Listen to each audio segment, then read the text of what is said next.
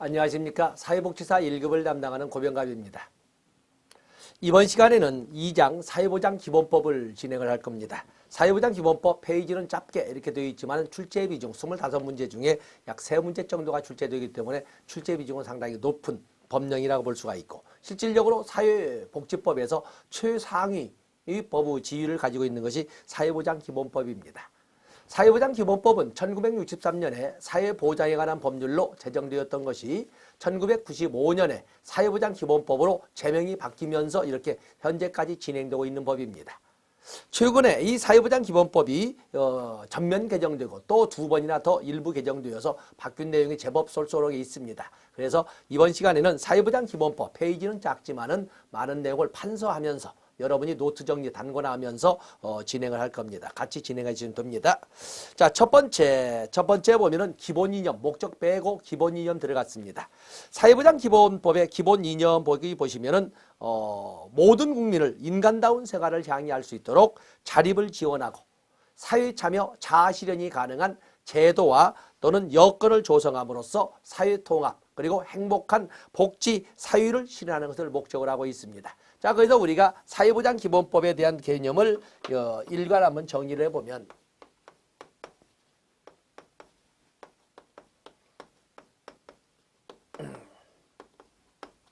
사회보장 기본법 첫 번째 기본 이념, 출제 비중은 B급이지만 한번 적어보도록 하겠습니다.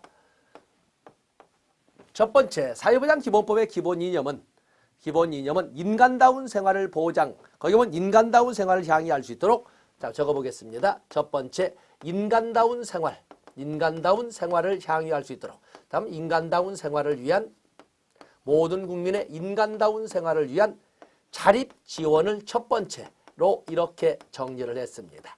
인간다운 생활을 향유하기 위한 자립 지원. 다음에 사회 참여와 자아 실현을 위한 사회 참여와 자아 실현을 위한 제도와 여건 조성. 자립을 지원하고 제도와 여건을 조성함으로써 세 번째 사회 통합을 실현하고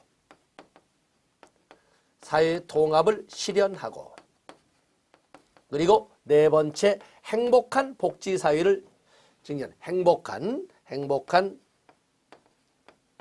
복지사회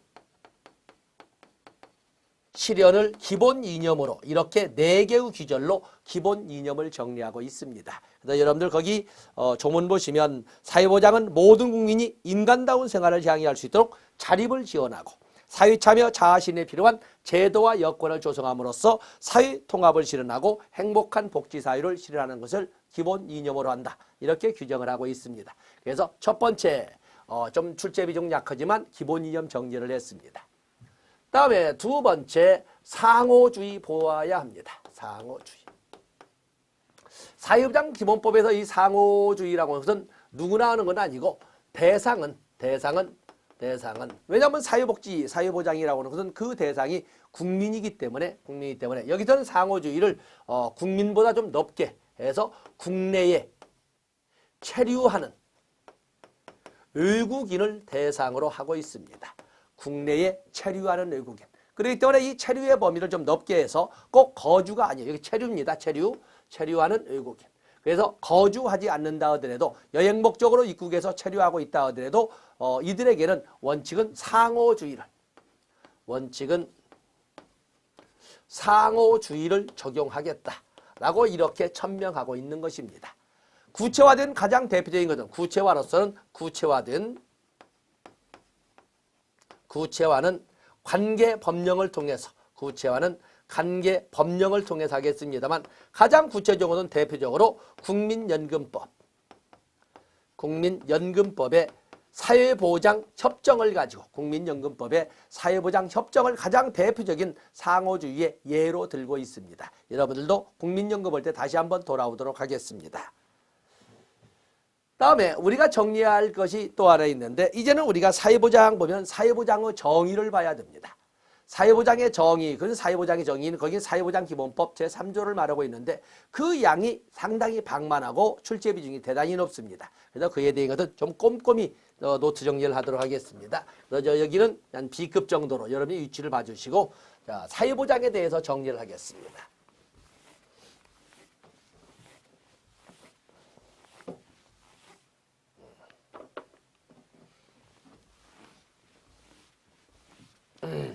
자, 여러분 사회보장을 보시면 사회보장기본법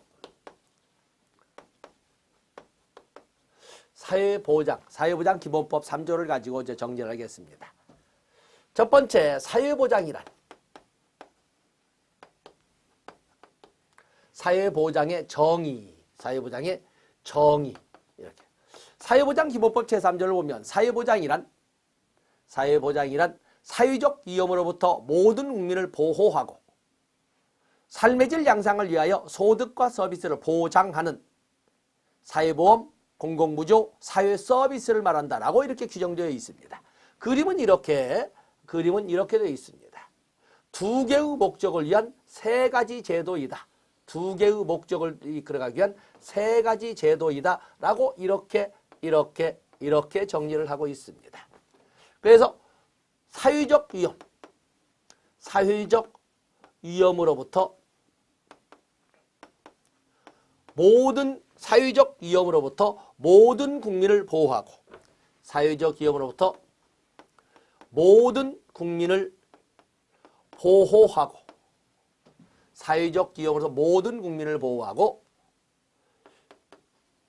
삶의 향상을 위해 소득과 서비스를 보장하는 사회보험, 공공부조,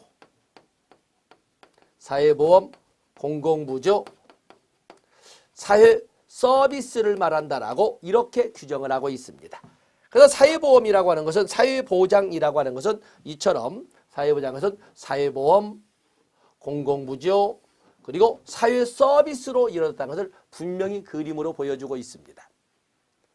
자, 이 내용을 우리가 분철을 해보면 첫 번째 사회보험이라고 하는 것은 사회보장이라고 하는 것은 사회보험, 공공부조, 사회 서비스라고 한다. 자, 사회보장의 구성은 말 그대로 사회보험, 공공부조 그리고 사회 서비스로 이루어졌음을 분명히 이렇게 그림을 그리고 있습니다.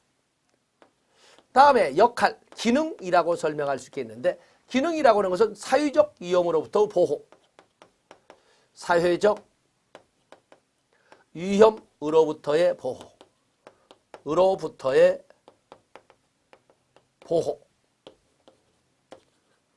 또 그런가 하면 삶의 질 향상을 위한 보장, 삶의 질 향상을 위한 소득과 서비스 보장, 소득과 서비스 보장을 사회보장의 기능으로 이렇게 설정하고 있습니다. 그러면은 바로 여기에서 우리가 한 것은 도대체 사회적 위험이 뭐냐? 여기 나오는 사회적 위험이 이렇게 나와 있는데 사회적 위험. 세 번째, 사회적 위험이란 뭘까? 사회적 위험.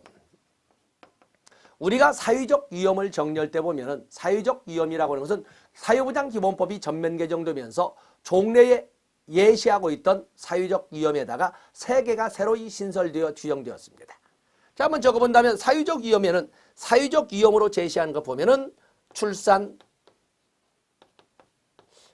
양육, 실업, 노령, 또 장애, 질병, 뭐 거기 보면 또 뭐가 나와 있습니까? 장애, 질병, 노령 쭉 나와요. 사회적 위험으로부터 해서 사회보장의 것은 거기 보면 노령, 장애, 질병, 그리고 빈곤,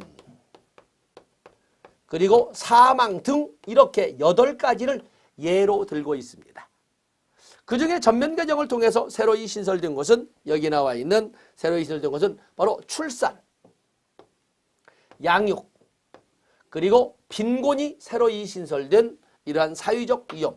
좀 우리가 법제상으로 본다면 신사회적 위험이 되겠어요. 그렇게 해서 종래는 없었는데 출산, 양육, 빈곤을 신설했고 그리고 사회적 위험의 순위를 바꿨습니다. 종래에는 질병이 가장 앞서 있었고 질병, 노령, 질병, 장애 이렇게 나가던 것을 이제는 제일 앞에 우선순위, 정책의 우선순위가 나와 있는 거지요. 출산, 양육, 그리고 실업이 얼마나 심각한 문제로 부각되어 있는지를 여실히 보여주고 있습니다. 그래서 출산, 양육, 실업, 그리고 노령, 소위 고령화가 얼마나 또한 심각한 사회 문제로 부각되는지를 보여주고 있는 거죠. 이렇게 해서 사회적 위험이라는 법률 용어 속에서 새로이 신사회적 위험으로 이렇게 들여온 것이 3가지가 있고 사회와 국가정책의 우선순위가 바뀌었다라는 것을 봐주시면 됩니다. 다음에 사회보장의 구현.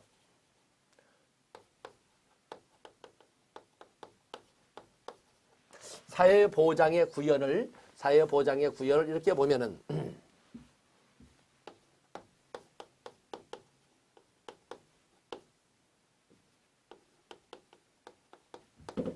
조금 전에 본 것처럼 사회보험, 공공무조, 사회서비스가 이렇게 있지 않습니까? 사회서비스. 자, 첫 번째 사회보험이란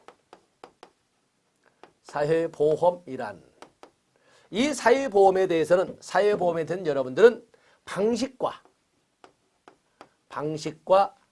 목적을 가지고 정리하시면 됩니다. 방식과 목적을 가지고. 자, 여러분 법조문 보세요. 사회보험이란 사회적 위험을 보험 방식으로 대체함으로써 방식은 보험 방식입니다. 당연히 사회보험이니까 보험 방식이 되겠지요. 보험 방식으로 대체함으로써 목적을 의해야 된다. 국민 건강과 소득을 보장하는 제도이다. 국민 건강과 소득을 보장하는데 그 목적을 두고 있습니다. 여러분 알다시피 사회보험 5대 프로그램 생각해 보시면 사회보험 5대 프로그램 국민연금과 고용보험은 소득을 보장하는 제도이고 건강보험과 노인장기요양보험은 건강을 보장하는 제도입니다. 산재보험은 업무상 사유로 인한 부상이나 질병의 경우에 치료해주는 등의 건강을 보장하면서 요양급여를 받는 동안에 반드시 닥칠 수밖에 없는 생계 불안정을 돕기 위한 소득 보장을 같이 겸하고 있거든요. 어쨌든 5대 사회보험은 소득 보장과 건강 보장을, 그래서 국민 건강과 소득을 보장하는 제도라는 이 목적을 충분히 실현하고 있습니다. 그런가 하면 공공부조. 공공부조에 대해서는 여러분들이 공공부조는 주체, 대상, 그리고 목적으로 나누어서 이렇게 주체, 대상, 목적으로 나누어서 정리를 해놓으시면 됩니다. 공공부조의 주체는 자 법률 보세요. 거기 주체를 보시면 국가 및 지단의 책임하에 국가 및 지방자치단체. 그렇기 때문에 만약에 공공부조를 설명할 적에 공공부조 문제에서 무슨 민간 부분이나 사적 영역이란 또는 사적 보호란 말이 나오면 무조건 틀린 겁니다. 법률상에 국가 및 지방자치단체의 책임하에 이렇게 되어 있죠. 대상은 누구? 생활이 어렵거나 생활을 유지할 능력이 없는 국민의 빈곤층을 대상으로 합니다. 빈곤층을 대상으로 한다. 목적은 최저 생활을 보장하고 자립을 지원하는 제도이다. 이렇게 되어 있지 않습니까?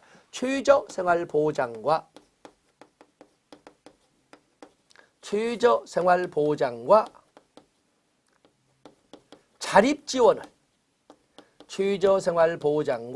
자립 지원을 이렇게 목적으로 분명히 명시를 하고 있습니다. 그래서 공공부조라고 하는 것은 이처럼 주체, 대상, 목적으로 설명을 해서 여러분이 노트 정리를 내놓으시고 바로 그걸 가지고 가면 나중에 정책론에서 공공부조의 6대 원리, 국가 책임의 원리, 생존권 보장의 원리, 최저생활 보장의 원리, 그리고 자립 지원의 원리, 4가지 원리를 여러분들이 동시에 가져가는 것이 될 겁니다. 자, 이렇게 봐주시고. 다음에 사회 서비스는 사회 서비스. 사회 서비스라고 하는 것은 여러분들이 사회 서비스는 대상과 목적을 보시면 됩니다. 대상과 목적. 그래서 대상과 목적으로. 자, 여러분들 법령을 보시면 대상은 누구예요? 국가나 지방자치단체나 민간 부문에 도움이 필요한 모든 국민을 이렇게 해서 도움이 필요한 모든 국민을 대상으로 합니다. 도움이 필요한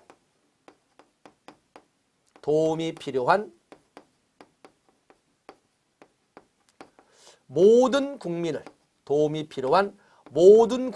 대상으로 합니다. 그래서 도움이 필요한 모든 국민을 어떻게? 모든 분야에서 인간다운 생활을 보장하고 다양한 방식을 통해서 삶의 질 향상을 지원하는 제도이다. 이렇게 되어 있습니다. 거기에 보시면은 인간다운 생활 보장, 인간다운 생활 보장과 모든 분야에서 인간다운 생활을 보장하고 삶의 질 향상을 지원하는 제도를 바로 사회 서비스라고 이렇게 법령으로 규정을 하고 있습니다. 그래서 사회 서비스는 누구를 대상으로 하느냐, 무엇을 목적으로 하느냐. 거기 보면은 다양한 분야 등 그렇게 되어 있지요. 거기 보면 사회 서비스. 도움이 필요한 모든 국민에게 복지, 보건의료, 교육, 고용, 문화, 고용, 주거, 문화, 환경 등 분야에서, 다시 말해서 모든 분야에서 인간다운 생활을 보장하고 상담, 재활, 돌봄, 정보 제공, 시설 이용, 역량 개발, 사회 참여 지원 등을 통하여 다양한 방법을 통하여 삶의 질 향상을 지원하는 제도라고 분명히 하고 있습니다. 그래서 이렇게 여러분들이 사회 서비스는 대상과 목적을 봐주시고, 다음에 세 번째로서 평생 사회 안전망을 가지고 가셔야 됩니다. 평생 사회 안전망. 이것은 사회보장기본법이 전면 개정되면서 새로이 신설된 걸로서 작년에 나왔어도 올해 또 나오고 또 나올 걸로 이렇게 보는 것이 평생 사회 안전망인데, 누구나 살아가면서 똑같이 갖게 될 기본적 욕구와 저마다 살아가면서 특수한 사고로 인하여 갖게 되는 특수 욕구를 같이 고려해서 소득과 서비스를 보장하는 맞춤형 사회보장이다. 바로 이것을 맞춤형 사회보장이라고 이렇게 맞춤형 사회보장이다라고 이렇게 설명을 했습니다. 그렇다면 우리가 볼 적에 여기 나오는 이 사회보장의 구현, 사회보험, 공공부조, 저기 보면 자, 사회보장의 구현은 뭐가 되어 있습니까? 사회보장의 구현은 사회보험, 공공부조, 그리고 사회서비스, 이렇게 세 가지를 가지고 우리가 사회보험이라고 사회보장이라고 이렇게 설명을 했습니다. 사회보장. 그런데 새로이 신설된 거에 보면 바로 여기 나오는 맞춤형 사회보장으로 평생사회안전망이 신설되었습니다. 그렇다면 우리가 법제를 가지고 설명을 할 적에 사회보험, 공공부조, 사회서비스는 좁은 의미의 사회보장이라고 할 수 있다면, 거기에다가 맞춤형 사회보장까지 합쳐서 이렇게 우리가 연결을 시킨다면 여기는 넓은 의미의 사회보장이라고 이렇게 그림을 그릴 수도 있다고 보겠습니다. 그래서 사회보장기본법은 사회보장기본법 다 중요하지만 그중에 특히 사회보장기본법 제3조는 반드시 가져야 하고 처처의 문제입니다. 여기 사회적 위험도 문제, 저 그림도 문제, 그리고 이건 그 자체가 문제죠. 그래서 사회보험, 공공부조, 사회서비스, 그리고 맞춤형 사회보장으로서 평생사회안전망 다 출제될 겁니다. 다 출제가 됩니다. 그래서 일일이 하나하나 판서를 하면서 느껴봤습니다. 다시 교재를 봅니다.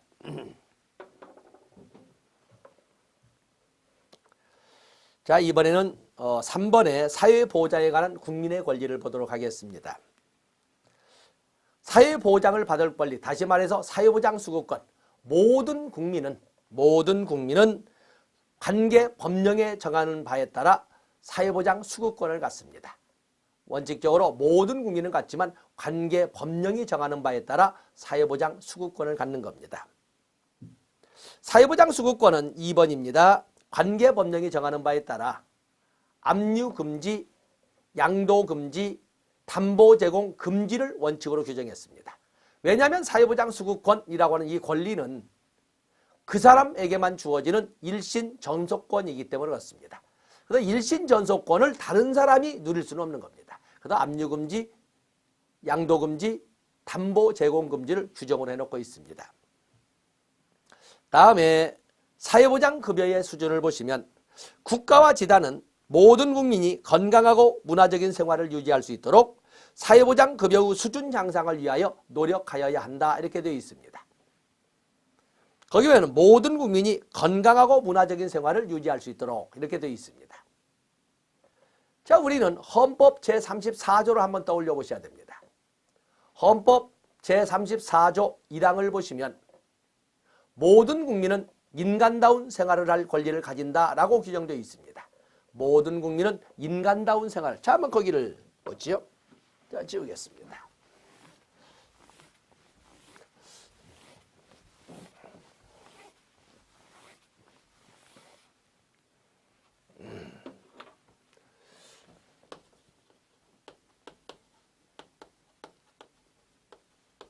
헌법 제34조에 보면 34조 제1항 모든 국민은 인간다운 생활을 권리 가진다. 인간다운 생활.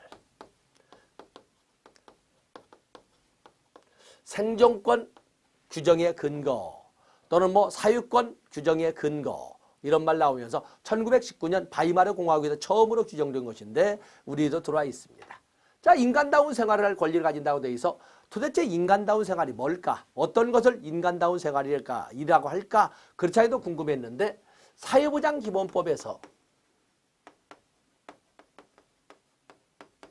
사회보장기본법에서 뭐라 규정하고 있어요? 건강하고 문화적인 생활. 건강하고 문화적인 생활이라는 표현을 썼어요. 아, 인간다운 생활이란 건강하고 문화적인 생활이구나 라고 생각을 했는데 가만히 생각해보면 어떤 정도가 건강한 생활이고 어떤 정도가 문화적인 생활일까? 그게 궁금하지 않습니까? 그렇지 않아도 궁금했는데 거기 2항에 보시면 국가는 관계법령이 정하는 바에 따라 최저보장 수준과 최저임금을 매년 공표하여야 한다. 이렇게 되어 있습니다. 아하, 건강하고 문화적인 생활이란 최저보장 수준 이상의 생활이나 또는 최저임금 이상을 받는 생활이구나. 인간다운 생활을 이렇게 해석했는데 그렇지 않아도 애매했던 것을 다시 최저보장 수준과 최저임금이란 말을 통해서 보다 명쾌하게 알게 해줬어요. 이런 것처럼 애매하고 추상적인 질적 개념을 자, 이러한 과정을 쭉 통해서 구체적이고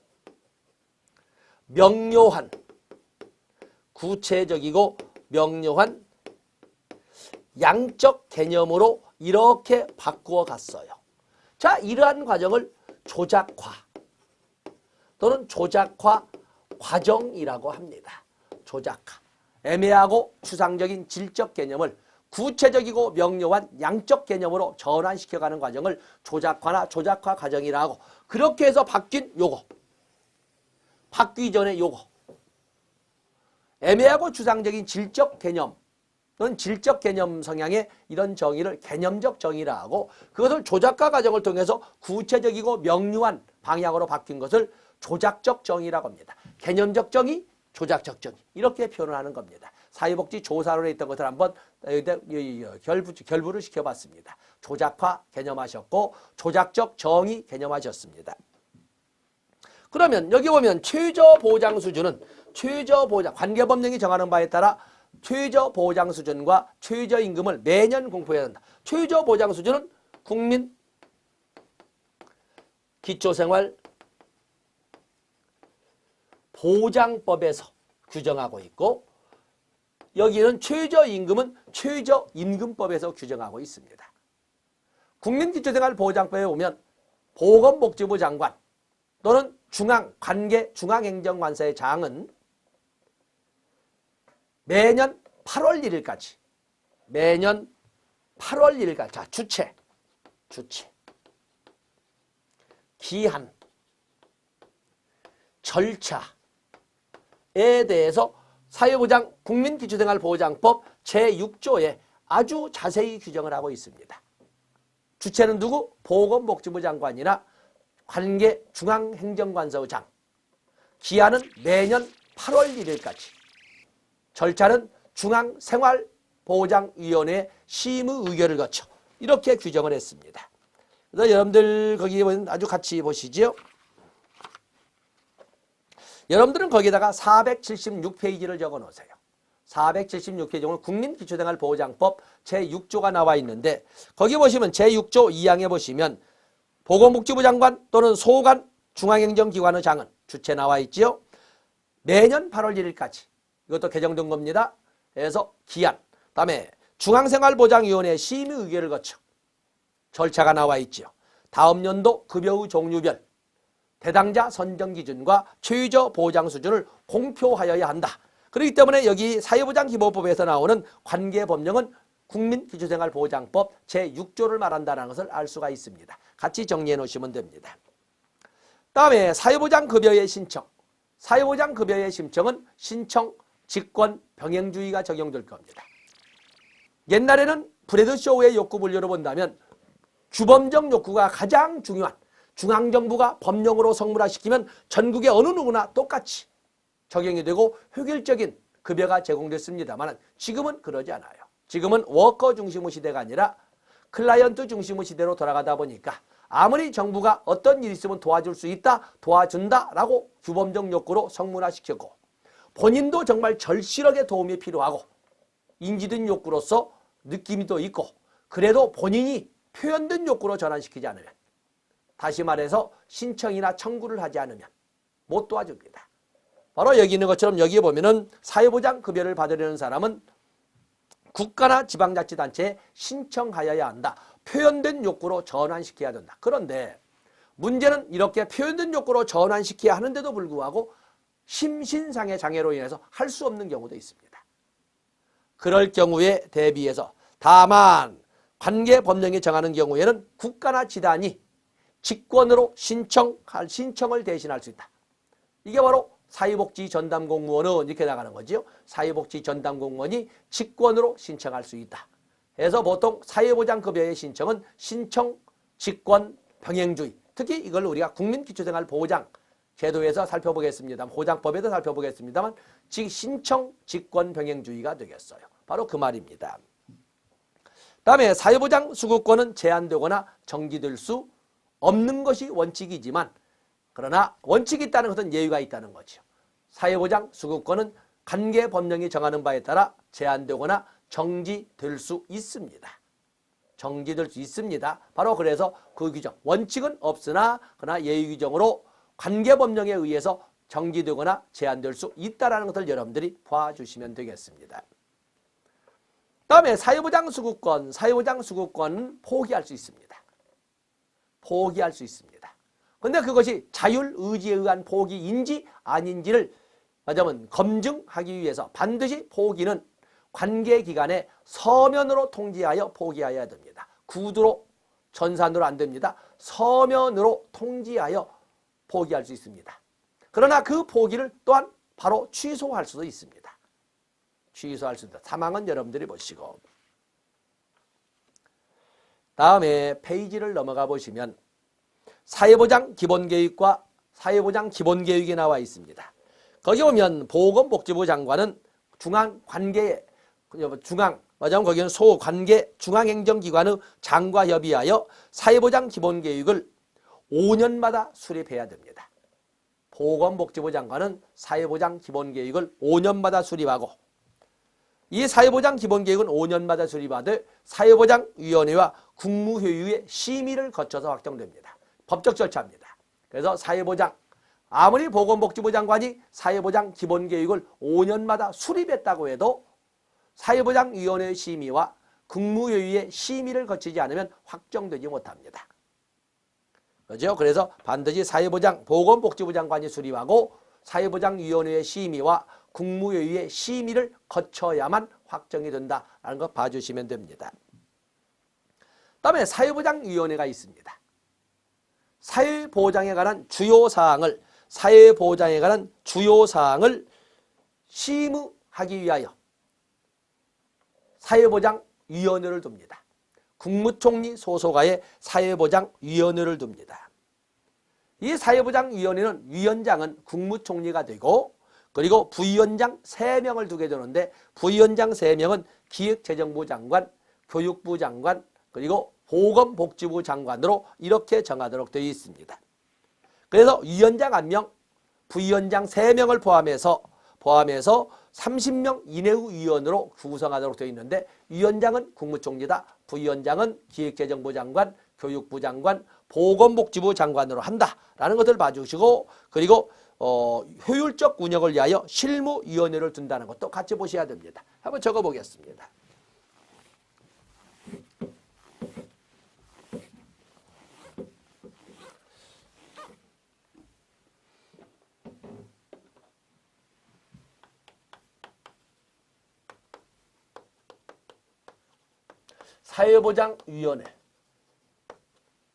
사회보장위원회는 국무총리 산하에 그래서 거기 보면 사회보장위원회는 국무총리 소속으로 설치하되 위원장 1, 부위원장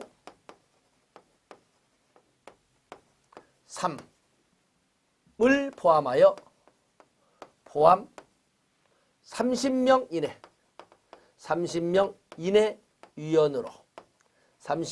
이내 위원으로 구성하도록 되어 있습니다. 30명 이내의 위원으로 구성하도록 되어 있습니다. 위원장은 국무총리가 맡고 그리고 부위원장은 기재부 장관, 교육부 장관, 보건복지부 장관, 기재부 장관, 교육부 장관, 그리고 보건복지부 장관이 이렇게 맡도록 이렇게 규정을 하고 있습니다. 그리고 사회보장위원회의 효율적 운영을 위해서 위원회의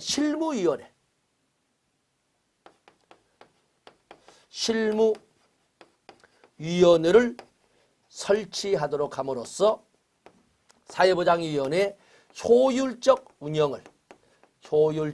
운영을 도모하도록 하고 있고 또 실무위원회 분야별 전무위원회 그리고 실무위원회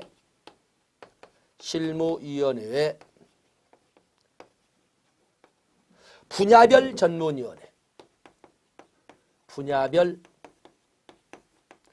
전문위원회를 두도록 이를 설치하도록 이렇게 되어 있습니다.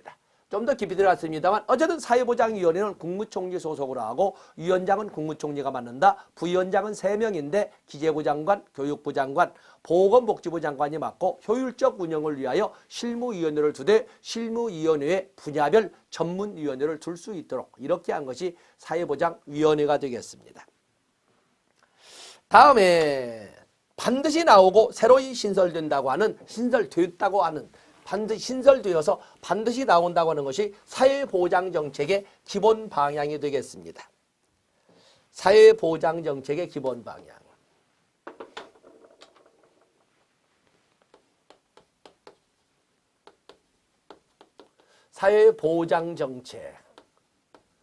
사회보장정책의 기본 방향.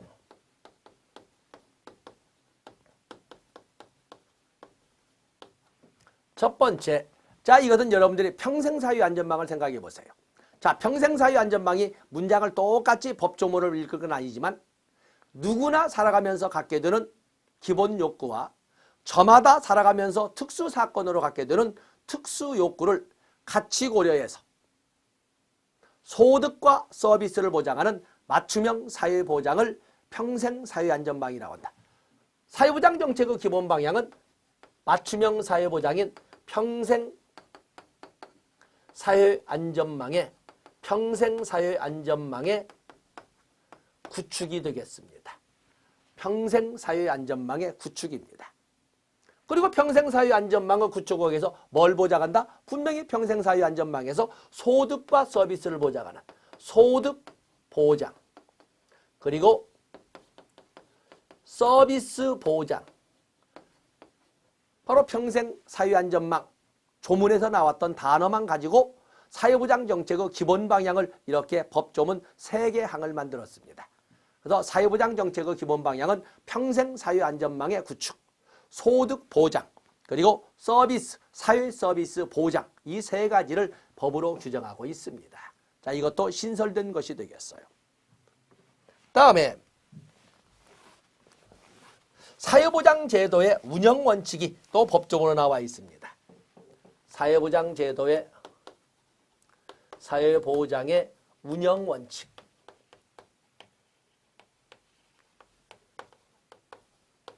사회보장의 운영 원칙은 7개로 되어 있습니다. 사회보장의 운영 원칙. 거기 보면 법조문에 보면 첫 번째, 사회보장, 국가와 지단은 사회보장 제도를 운영함에 있어 운영할 때에는 이 제도를 필요로 하는 모든 국민에게 적용해야 된다. 보편성의 원칙. 모든 국민에게 적용해야 된다. 그 다음에 두 번째, 형평성의 원칙. 세 번째, 민주성의 원칙. 네 번째, 효율성의 원칙. 거기 보면 효율적으로 충족시키기 위해서 연계성과 연계성의 원칙. 그리고 전문성의 원칙. 종래 개정 전에는 기본 원칙이 아니었고 그냥 다른 조문에 불과했던 것이 이 운영 원칙으로 들어왔습니다. 사회보험은 국가 책임으로 운영함을 원칙으로 하고 공공부조 사회서비스는 국가 및 기단의 책임으로 운영함을 원칙으로 한다라고 하는 책임성의 원칙. 책임성의 원칙. 이렇게 7개의 원칙을 법조문에 집어넣어서 언제나 출제되고, 지금까지 가장 많이 출제되었다고 하는 것은 개정 전부터 대대로 출제되었던 것은 바로 사회보장제도의 운영 원칙이었습니다. 가장 많이 출제되었고 또 출제될 겁니다. 그래서 7개 보편 모든 국민에게 적용해야 된다. 또 그런가 하면은 급여 수준과 비용 부담에서 형평성을 유지하여야 한다. 민주적으로 결정하고 시도해야 된다. 효율적으로 국민의 다양한 욕구를 효율적으로 충족시키기 위해서 연계성과 전문성을 높여야 한다. 또 그런가 하면 책임성의 원칙, 국가의 책임으로, 사회보험은 국가 책임으로, 공공부조 사회서비스는 국가 및 지단의 책임으로 행함을 원칙으로 한다. 뭐 이런 규정들이 쭉 나와 있습니다. 바로 그게 여기 나오는 사회보장, 가장 출제가 많이 되었던 바로 그 영역이 되겠어요. 또 출제될 겁니다. 다음에 거기 비용부담이 나와 있네요. 비용부담. 사회비용의 부담은 각각의 사회보장제도 목적에 따라 국가, 지단, 민간 부문 간에 합리적으로 조정돼야 된다. 두 번째 보시면 사회보험에 드는 비용부담이 나와 있죠. 고유명사처럼 암기를 하고 있습니다만 사회보험에 소요되는 비용은 노, 사, 정, 3자 부담이다. 아마 여러분들이 적어도 1급을 준비하시면서 그 정도는 알고 있을 겁니다. 그 조문이 바로 여기에 있습니다. 사회보험에 드는 비용은 사용자, 비용자 및 자영업자가 부담하는 것을 원칙으로 하되 관계 법령이 정하는 바에 따라 국가가 그 비용의 일부를 부담할 수 있다. 거기 보면 사용자, 비용자. 국민연금과 같은 경우는 사용자가 내는 기준소득월액의 4.5% 부담금. 그리고 거기에 보면 피용자, 근로자가 내는 기준소득월액의 4.5% 기여금. 이렇게 해서 기준소득월액의 9%를 맞추는 거거든요. 그 때문에 이 소요되는 비용은 사회보험은 노사정 3자 부담으로 하되 국가지원금. 그 뒤에 보면은 국가가 그 비용의 일부를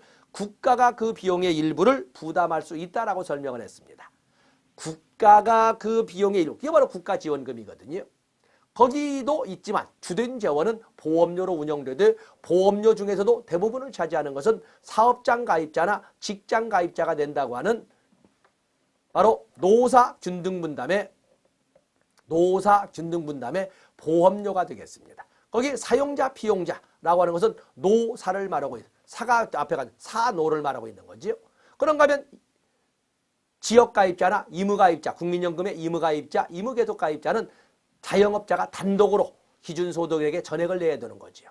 바로 그것 때문에 여기 나오는 거 노사정. 어쨌든 사회보험 원칙은 노사정 3자 부담의 원칙입니다.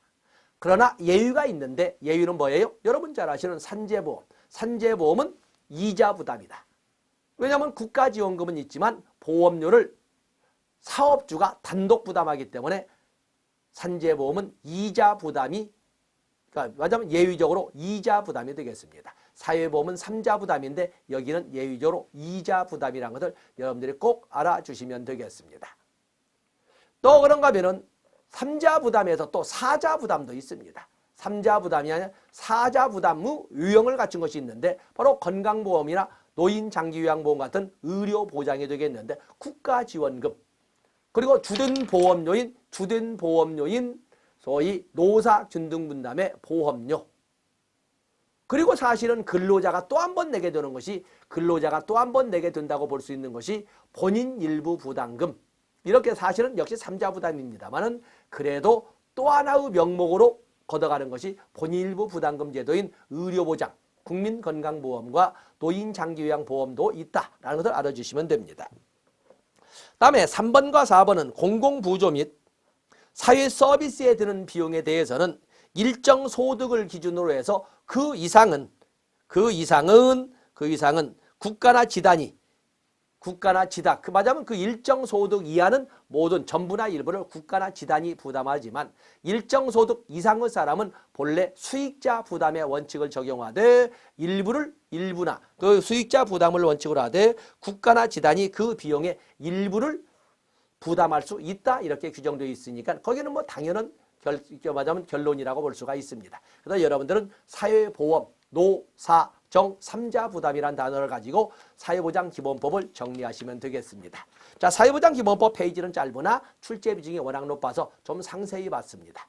이 시간 여기까지 하고 다음 시간에 사회복지사업법에 대해서 살펴보도록 하겠습니다. 고맙습니다.